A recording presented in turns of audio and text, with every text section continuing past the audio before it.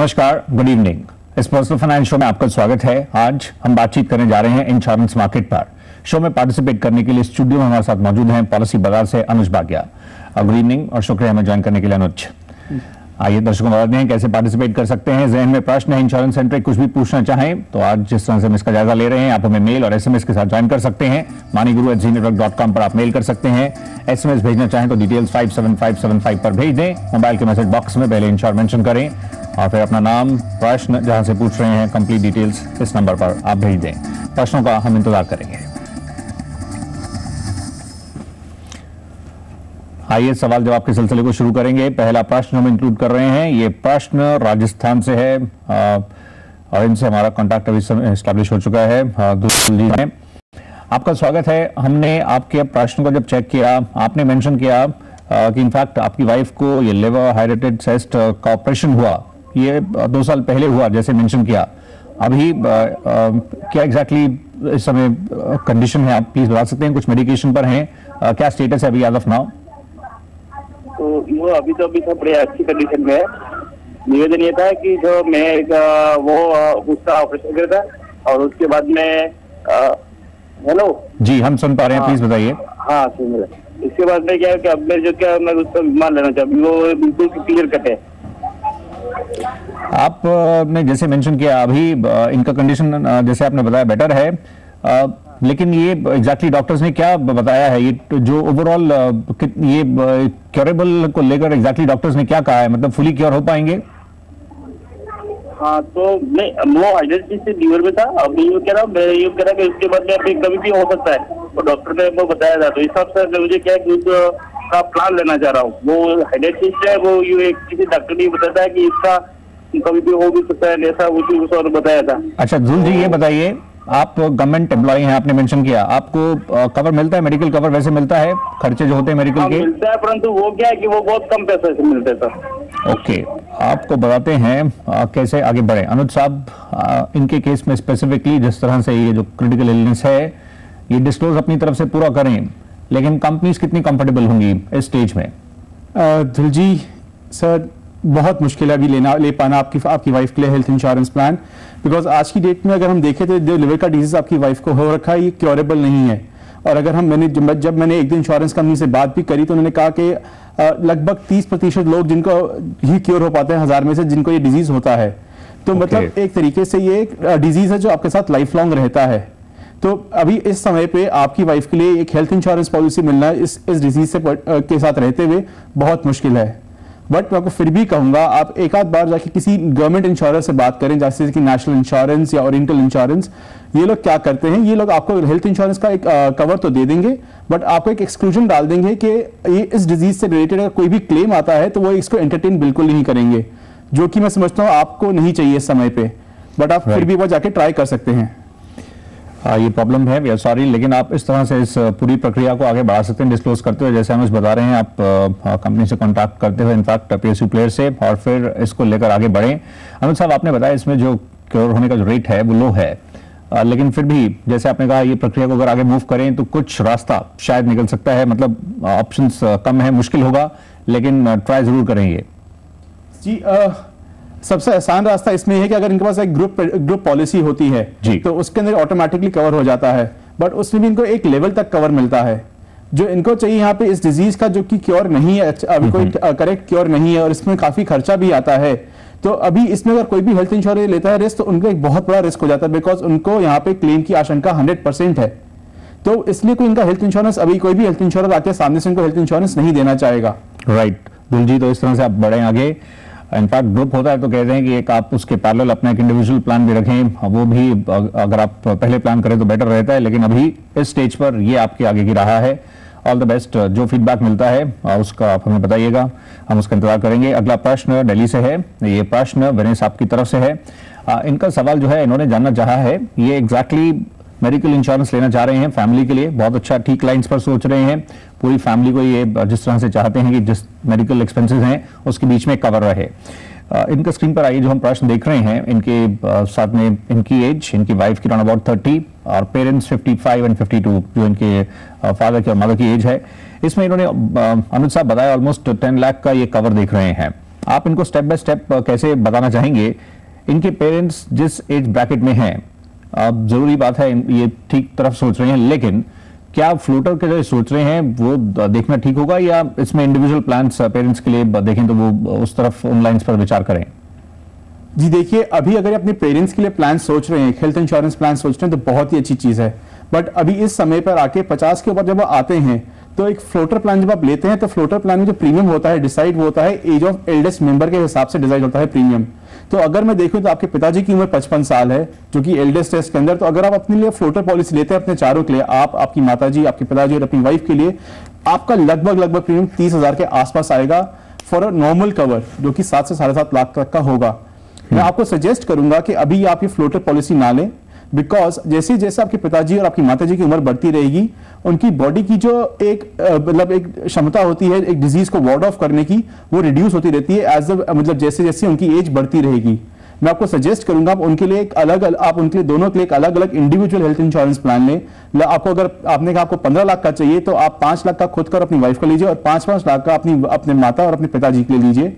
इससे क्या रहेगा, जब तक वो 60 के होंगे उनके जितनी भी प्री एग्जिस्टिंग कंडीशंस होंगी, जो भी वेटिंग पीरियड रहा होगा किसी भी इंश्योरेंस पॉलिसी का, वो ऑलरेडी कवर हो चुका होगा। अच्छा अनुज साहब, जैसे आपने बताया ये पेरेंट्स के लिए इनफैक्ट फिर जो इंडिविजुअल प्लान हैं वो रन हो रहे हैं, और हस्बैंड वाइफ के लिए जो डिटेल्स हैं वो रन हो रही हैं स्क्रीन पर। इसमें इन्होंने जिस तरह से बताया जितना ये कवर ये चाह रहे हैं, जैसे हमने फर्स्ट क्वेरी को देखा, क्या ऐसा भी कर सकते हैं एक थोड़ा अमाउंट जो मेडिकल इंश्योरेंस का देख रहे हैं वो थोड़ा कम करके क्रिटिकल इलनेस भी देख लें, मतलब वो भी क्या एक रूट रह सकता है? जी देखिए, क्रिटिकल इलनेस अगर किसी इंसान को होती है तो उसका जो हॉस्पिटलाइजेशन बिल होता है या जो हॉस्पिटल का बिल होता है वो तो आपको हेल्थ इंश्योरेंस प्लान से मिलेगा ही मिलेगा। अगर आप एक critical insurance policy as a standalone policy अगर अलग से लेना चाहते हैं, बहुत ही अच्छी चीज है जी। वो एक रेगुलर पॉलिसी की तरह काम करती है, आपको हर साल रिन्यू करनी पड़ती है उसके, तो इसके अंदर आपको ये होगा कि आप जब आप लेंगे पॉलिसी तो आपको आपके अगर माता पिता को, अगर आपको कभी भी कोई क्रिटिकल इलनेस होती है, क्रिटिकल इलनेस मतलब जो कि क्रॉनिक डिजीज होता है जो कि फटाल हो सकता है नेचर के अंदर, कोई भी डिजीज स्पेसिफाइड उस पॉलिसी के हिसाब से, आपको वो होने पे आपको इतना अमाउंट आपको इमीडिएटली मिल जाता है। तो वो अलग से लेना फायदेमंद है, बट आप अपना कवर 5 लाख अपने माता पिता के लिए रखिए और 5 लाख का एक फ्लोटर पॉलिसी अपने लिए और अपनी वाइफ के लिए अलग से जरूर रखें। जी हाँ, तो ये उसका सब्स्टिट्यूट नहीं है। आप मेडिकल इंश्योरेंस रखें, साथ में एक एड ऑन एक क्रिटिकल इलनेस भी ले लें, इमरजेंसीज में कुछ ऐसा कुछ मेजर प्रॉब्लम हो तो वो आपके लिए हेल्पफुल हो सकता है। बाकी डिटेल स्क्रीन पर हैं, ये स्पेसिफिकली जो फ्लोटर आपके और वाइफ के लिए एंड पेरेंट्स के लिए भी सेपरेटली रन हुआ है, उसके अकॉर्डिंगली आप डिसीजन अपना बना सकते हैं। अगला प्रश्न हम ले रहे हैं, ये अगला सवाल जो है ये कोटा से है, प्रिंसी गुप्ता की तरफ से है। इनकी एज 25 है और ये टर्म प्लान लेना चाह रहे हैं, इस समय ये लाइन पर हैं। आपका स्वागत है। आप प्लीज हमें ये बताइए, आप जो टर्म प्लान लेना चाह रहे हैं, जैसे बात होती है उसकी इंपॉर्टेंस है, लेकिन क्यों लेना चाहते हैं? क्या आपकी इनकम पर कोई डिपेंडेंस है आपकी फैमिली में? सर मदर फादर डिपेंडेंट है। ओके, आप कितने समय से काम कर रहे हैं? सर मैं 2 साल से काम कर रहा हूँ। ओके, आपको बताते हैं आपकी एज में तो काफी रीजनेबल और ऑनलाइन तो और भी चीपर रहेगा। अनुज साहब, आप बता सके जिस तरह से प्लान कर रहे हैं, क्या कुछ इनके सामने विकल्प रहेंगे? प्रिंसी जी बहुत अच्छी चीज कर रहे हैं आपकी, जब आप अभी इस उम्र में आप आके टर्म प्लान लेना चाह रहे हैं, चाहे वो 50 लाख का ही क्यों नहीं है, आपके पास जैसी आपकी लाइफ में डिपेंडेंस ऐड होते हैं, आपको इस अमाउंट को बढ़ाने का सोचना चाहिए। प्लस दूसरी चीज मैं कहना चाहूंगा, आपने हमें अपनी एनुअल इनकम नहीं बताई है। आप हमेशा ये चीज का ध्यान रखिएगा कि जो भी आप टर्म कवर का अमाउंट लेते हैं, जो भी आपका लाइफ कवर होता है, वो कम से कम 10 गुना होना चाहिए आपकी एनुअल इनकम का। तो मतलब अगर मैं एग्जांपल देता हूं, अगर आपकी इनकम 5 लाख है तो उसका 10 गुना 50 लाख आपका मिनिमम टर्म कवर होना चाहिए। तो अगर आपकी इससे आपकी एनुअल इनकम 5 लाख से ज्यादा है तो अपना टर्म कवर का अमाउंट जरूर बढ़ाने का सोचिएगा। जब आप एक टर्म प्लान लेते हैं तो आप अपने जो डिपेंडेंट्स है, अपने माता पिता जो इस समय है, आपको उनको एक फाइनेंशियली सिक्योर करते हैं, कल को अगर आप ना रहें तो। उससे क्या रहता है कि अगर जो भी फाइनेंशियल विपदा आ सकती है आपके ना होने से, टर्म प्लान उसके एटलीस्ट थोड़ी बहुत भरपाई कर देता है। और अगर अभी जो आप अपनी छोटी उम्र में लेते हैं अपना टर्म इंश्योरेंस प्लान, तो अब आप इस उम्र में आके एक छोटा जो प्रीमियम अमाउंट है वो लॉक कर लेते हैं। अगर यही प्लान अगर आप 40 की उम्र में लेते हैं तो जो आपको अभी 3,000 का पड़ रहा होगा वो आपको लगभग 7 से 8,000 का पड़ रहा होता। तो मतलब अगर आप अभी 35 साल के टर्म के लिए अपना टर्म प्लान लेते हैं 50 लाख का, आपको लगभग 3 से 5,000 के बीच में काफी अच्छे ऑप्शन मिल जाएंगे, फ्रॉम एगॉन रेलिगेयर, भारतीय एक्सा, अवीवा, HDFC, ICICI सबसे। और आपका सबसे बड़ा बेनिफिट आपके पास ये है कि आप छोटी उम्र में इसे लॉक इन कर रहे हैं। Right, Princy ji all the best. लेकिन जब आप आगे बढ़ें जो कंप्लीट फैक्ट्स हैं उनको आप एकदम एग्जैक्टली डिस्क्लोज कीजिएगा, बट जो है उसमें कुछ भी आप छुपाए नहीं, वो आपके इंटरेस्ट के लिए रहेगा आगे चलते हुए। हम एक छोटे से ब्रेक के लिए रुक रहे हैं। बातचीत आज हो रही है इंश्योरेंस मार्केट पर, हम जल्दी लौट कर आएंगे।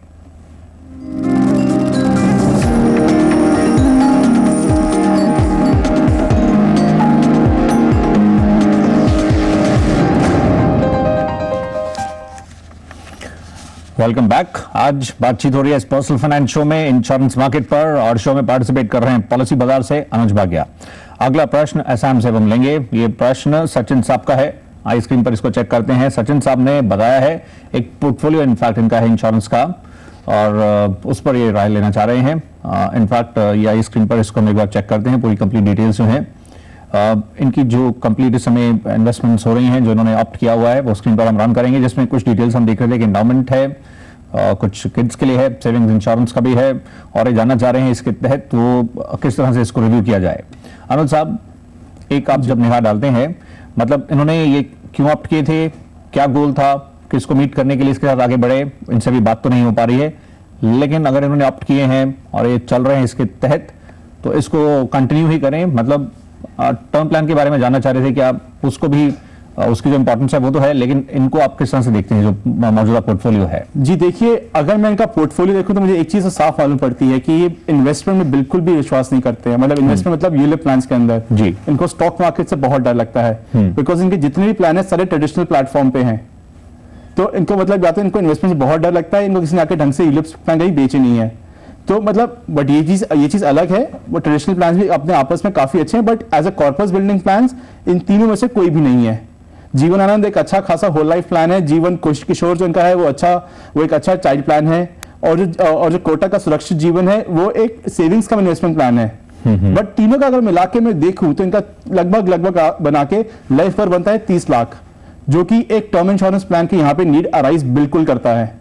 बिकॉज यहाँ पे अगर मैं देखूं इनका लाइफ कवर बहुत कम है इनकी आय के हिसाब से, तो इनका लगभग और से कम 30 से 40 लाख का और टर्म इंश्योरेंस का कवर चाहिए होगा, ताकि अपने पोर्टफोलियो को एक थोड़ा बैलेंस टच दे सकें।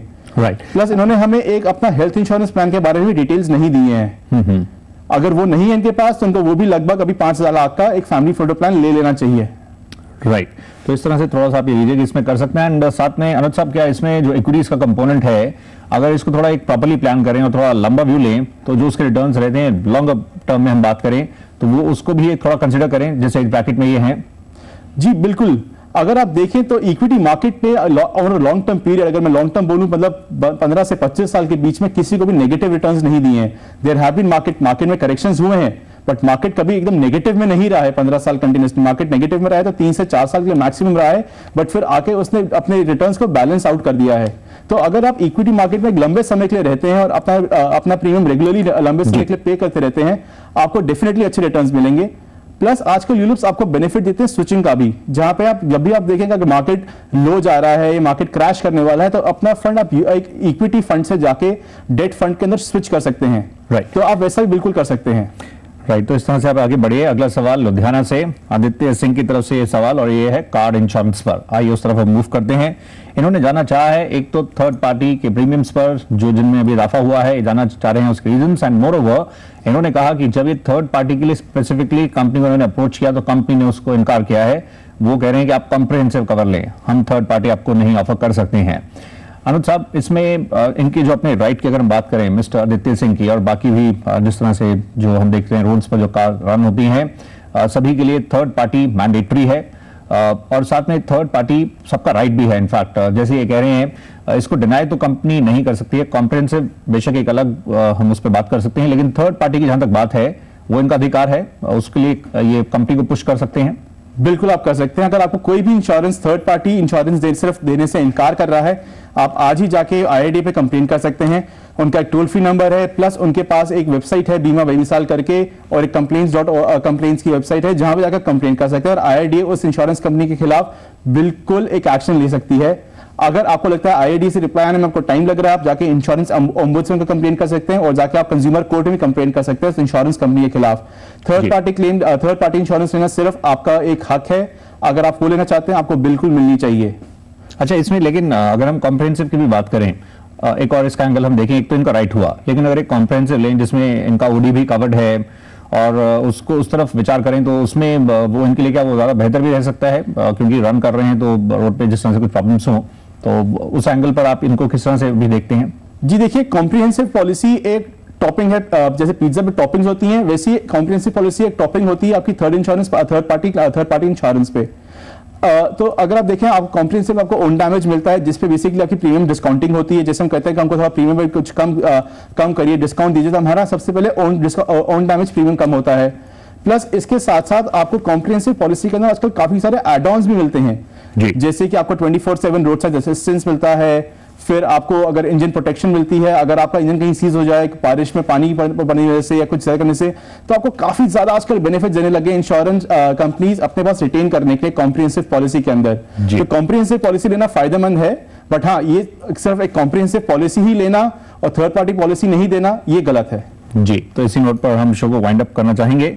सवाल कई और थे लेकिन समय सीमित है। अनुज बागे साहब, शुक्रिया शो में पार्टिसिपेट करने के लिए, थैंक यू।